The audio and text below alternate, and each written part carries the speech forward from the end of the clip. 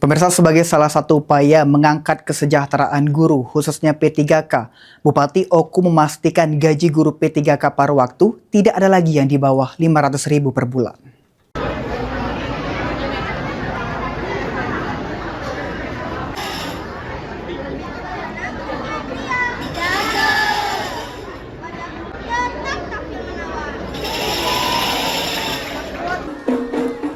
Terdapat 1.983 guru P3K paruh waktu yang tersebar di sekolah taman kanak-kanak, sekolah dasar, dan sekolah menengah pertama.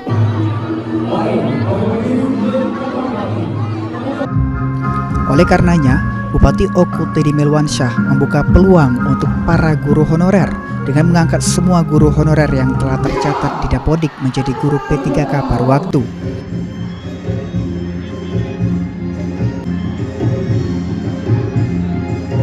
Teddy memastikan gaji yang diterima para guru P3K paruh waktu setara dengan yang diterimanya selama ini. Apabila guru yang masih mendapat gaji di bawah Rp500.000, maka akan disetarakan menjadi 500. Sehingga Pemkab Oku memastikan tidak ada lagi guru yang menerima gaji di bawah 500.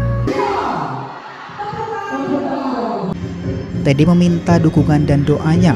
Semoga ke depan keuangan Pemkab Oku lebih baik lagi sehingga dapat meningkatkan kualitas pendapatan para guru, khususnya guru P3K paruh waktu.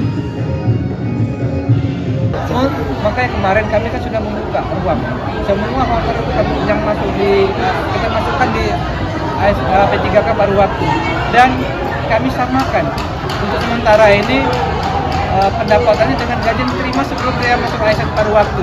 Tapi bagi yang di bawah 500, kami akan naikkan sejajar 500 dan tidak ada lagi di bawah 500 insya Allah. Dan mudah-mudahan ke depan Oku ini punya keuangan yang baik sehingga bisa kita tingkatkan lagi pendapatan atau salary dari para guru, terutama guru-guru P3K. Dinas Pendidikan Kabupaten Oku saat ini mencatat sebanyak 5.323 orang guru yang terdaftar di Dapodik, di mana 1.795 pegawai negeri sipil, 1.545 guru P3K, dan 1.983 guru P3K paruh waktu. Yunin Yuniki, Paul TV.